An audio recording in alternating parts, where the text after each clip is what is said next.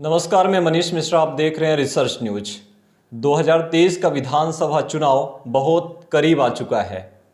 BJP और कांग्रेस अपनी सीटों में सक्रियता बढ़ा दी है, लेकिन जो जनता के मुद्दे हैं, जो क्षेत्रीय मुद्दे हैं, उन पर कितना विचार और विमर्श हो रहा है, ये देखना अभी बाकी है।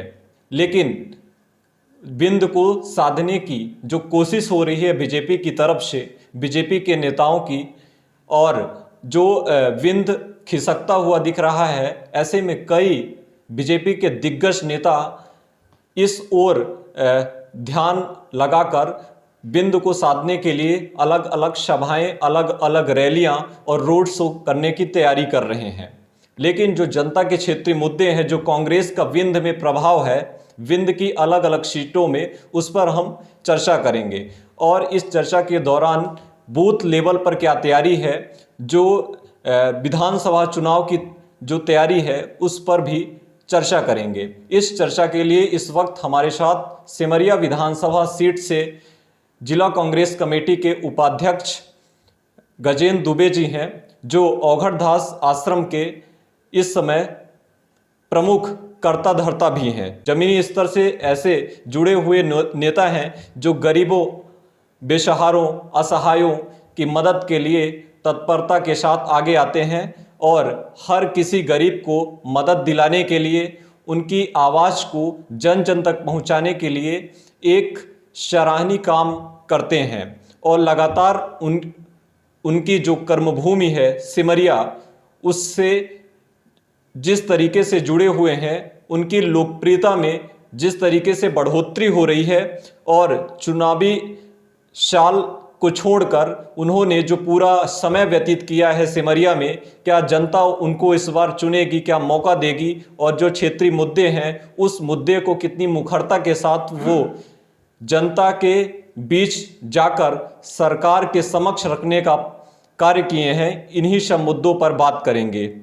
सर, सबसे पहले तो आपका बहुत बहुत स्वागत है रिसर्च न्यूज पर। नमस्कार। नमस्कार। इस बार बीजेपी और कांग्रेस दोनों पार्टियां प्रयास कर रही हैं, लेकिन जो विंध्य में स्थिति है कांग्रेस की, जैसे पिछली बार दल बदल के साथ पार्टी ने कई विधायकों को, जो बीजेपी है वो कई विधायकों खरीदी भी, लेकिन जनता का जो बीजेपी के प्रति असंतोष है, उस असंतोष के कारण और जनता का जो आक्रोश है, उस आक्रोश के कारण क्या लगता है आपको कि जनता किन मुद्दों को लेकर इस बार कांग्रेस के पास आएगी और कांग्रेस को विंध्य का नेतृत्व सौंपेगी? मुझे जो समझ में आता है, और मैं पिछले कई वर्षों से सिमरिया क्षेत्र में गांव-गांव और घर-घर हर वर्ग के लोगों के बीच में जाता रहा हूं, और उनसे जो मुझे जानकारी प्राप्त हुई और जो समस्या के विषय में मैंने जाना, तो मैं ये पूरे विश्वास से ये कह सकता हूं कि भाजपा की सरकार में जो सबसे बड़ा मुद्दा है वो महंगाई, बेरोजगारी, ये सबसे बड़े मुद्दे हैं। और इस मुद्दे के चलते जो जनता है, जो आम जन है, वो पूरी तरह से ये मन बना चुकी है कि इस बार के चुनाव में हम भाजपा को सबक सिखाएंगे और भाजपा को सत्ता से हटाएंगे। बिल्कुल। बीजेपी ने विकास का जो ढोल बजाया है, मुझे नहीं पता कि उस विकास के ढोल को बजाने वाले चुनाव तक बचेंगे या नहीं, लेकिन जो नेता हैं जो विकास का ढोल बजवा रहे हैं, वो रण में जरूर दिखाई देंगे। तो आपको क्या लगता है कि जनता उन्हें स्वीकार करेगी या फिर नकारा घोषित कर देगी? नहीं, बिल्कुल जनता उनको पूरी तरह से अलग कर चुकी है, और जनता के दिमाग में अब ऐसे लोग नहीं हैं। जनता पूरी तरह से ये मन बना चुकी है कि मेरे सुख दुख में और मेरे विपरीत समय में जो मेरे पास खड़ा रहा, और जो भी मेरी समस्याओं को सुना और उसे दूर करने का प्रयास किया है, मैं उसके साथ रहूँगी और जनता पूरी तरह से ये तय कर चुकी है कि वो आम जन जो जिनकी हमेशा कांग्रेस पार्टी हितैषी रही है और कांग्रेस पार्टी की जो नीतियां थी उनके लिए हमेशा एक बहुत बड़े कार्य के लिए जानी जाती रही हैं, वो जनता फिर से एक बार पुनः कांग्रेस पर भरोसा जता रही है और कांग्रेस की सत्ता और कमलनाथ जी की सत्ता फिर से मध्य प्रदेश में वापस आती दिख रही है। मैं ये पूरे दावे के साथ कह सकता हूँ। आपका सिमरिया में कई वर्षों का संघर्ष रहा है। आप हमेशा कांग्रेस का दामन थामे हुए जनता के बीच जाते रहे हैं। 15 कई सालों के अंतर में जो आपका संघर्ष रहा है, उन वर्षों में आप सिमरिया को कहाँ देखते हैं? अभी वर्तमान में जब से आप सिमरिया से जुड़े तो सिमरिया का बदलाव कहाँ से कहाँ तक हुआ है? किस स्थिति में देखते हैं आप? आपने अच्छा सवाल किया। मेरा जहाँ तक सोचना है, मैं जो देख रहा हूँ कि सिमरिया में बहुत बृहद पैमाने पर विकास किया जा सकता था। पिछले 15 ये थर्ड टर्म है सिमरिया विधानसभा, और पूरे टाइम बीजेपी के वहाँ विधायक रहे, बीजेपी की सरकार रही, और जो भी विधायक रहे वो पावर में रहे। तो उस सिमरिया में और अच्छी तरह से विकास किया जा सकता था, लेकिन रोड बना देने से विकास नहीं कहलाएगा। जब तक आम जन के जीवन में कोई ऐसा बदलाव न दिखे तो उसको हम विकास नहीं कह सकते। रोजगार के साधन से पूरी तरह से सिमरिया अछूता है, कोई रोजगार का साधन नहीं, ना इस तरह का कोई अस्पताल वहाँ है जहाँ आम लोगों के लिए उनको पूरी सेवा उनको की जा सके, ना उस तरह की कोई शिक्षा दीक्षा का कोई वहाँ केंद्र है। तो हम ये कह सकते हैं पूरी तरह से कि विकास के लिए ऐसा कोई काम नहीं किया गया जो किया जा सकता था। और अगर कांग्रेस की सरकार आई और वहाँ कांग्रेस का विधायक बना तो विकास कैसे होगा ये कांग्रेस के लोग बताएंगे, कांग्रेस के विधायक बताएंगे, कांग्रेस की सरकार बताएगी।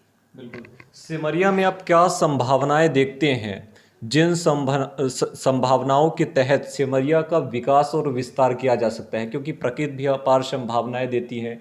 कई ऐसे कार्य होते हैं जिनको करके क्षेत्र का विकास किया जा सकता है और वो विकास संभव भी होते हैं, लेकिन पार्टी और नेताओं की पहल नहीं होती उस पर।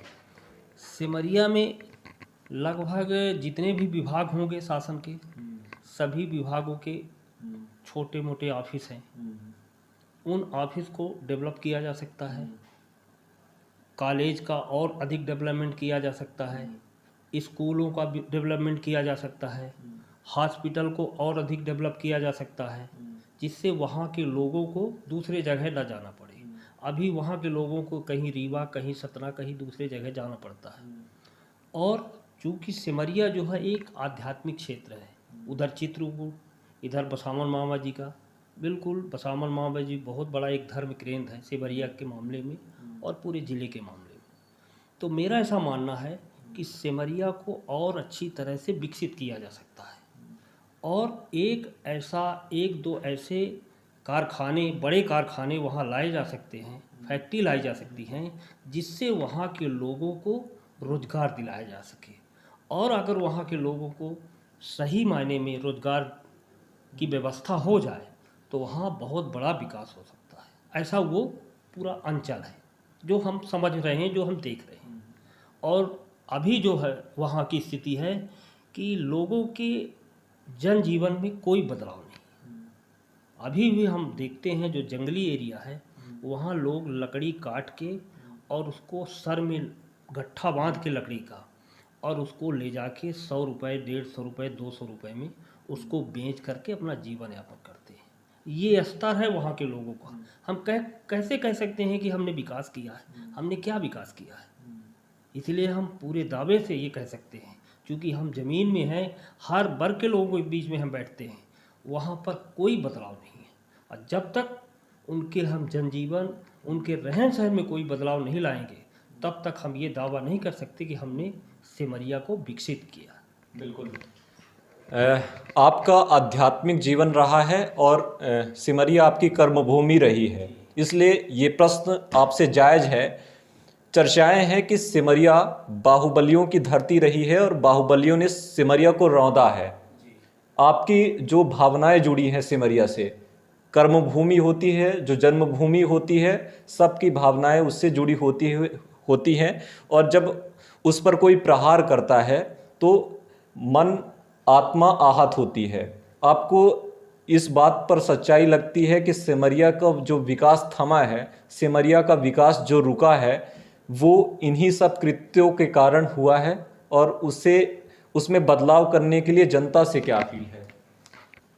ठीक आपने कहा, सिमरिया के जो लोग हैं, जो सिमरिया की जनता है, वो बिल्कुल पूरी तरह से आध्यात्मिक है। पूरी जनता वहाँ की, पूरे क्षेत्र की जनता। अगर हम कहीं कोई ऐसे धार्मिक अनुष्ठान का आयोजन कर दें तो सारे लोग बिना बुलाए वहाँ पर पहुँच जाते हैं। इतनी आस्था है लोगों की आध्यात्म में। इसलिए हम कतई ये शब्द का उपयोग नहीं कर सकते कि बाहुबली से हमसे कोई लेना देना नहीं है, ना उस शब्द में हम जाना चाहते हैं। हाँ, जहाँ विकास की बात है, ठीक है, कुछ ऐसे लोग संकीर्ण विचारधारा के लोग आए जिनके कारण वहाँ का विकास अवरुद्ध हुआ। अब ये प्रभु की इच्छा है, हो सकता है बसामन मामा की इच्छा है, ऐसा भी समय आए और ऐसे किसी व्यक्ति के हाथ में वहाँ की पतवार आ जाए कि वहाँ का विकास चार चौगुना और पूरे प्रदेश में उसका नाम हो जाए। बिल्कुल, चर्चा है कि सिमरिया से गजेंद्र दुबे जी इस बार टिकट की दौड़ में हैं और जनता का सेवा करने का मौका ढूंढ रहे हैं और मौका मिलेगा तो चुनाव जरूर लड़ेंगे। क्या कहना चाहेंगे इस पर? हम सेवा भाव हमारे ब्लड में है, हमारे संस्कार में है, ठीक है ना। सेवा तो हम कर ही रहे हैं। औघड़दास आश्रम, जो औघड़दास बाबा जी हैं, वो हमारे पूजनीय पिताजी थे, जो अभी 1 महीने पहले ब्रह्मलीन हुए। तो मुझे वो सेवा भाव शब्द से जोड़ गए हैं, वो संस्कार दे गए हैं। और मैं 17 वर्षों से दरिद्र नारायण सेवा संस्थान के माध्यम से हर महीने की 9 तारीख को गरीबों की सेवा करते हैं, उनको खिलाते पिलाते हैं, हर तरह से उनकी सेवा करते हैं। तो सेवा भाव हमारे संस्कार में, हमारे ब्लड में है और हम वो सेवा सिमरिया में करना चाहते हैं। पार्टी के हम सिपाही हैं। कांग्रेस पार्टी मेरे ऊपर भरोसा करती है, जिस किसी के ऊपर भरोसा करेगी मैं पूरी ईमानदारी से उसका निर्वहन करूंगा। मेरा कतई ये उद्देश्य नहीं है। पार्टी जिसको उचित समझेगी, जिसको ठीक समझेगी, जिस पर पार्टी को भरोसा होगा, पार्टी के शीर्ष नेतृत्व को भरोसा होगा, उसे पार्टी अपना टिकट देगी।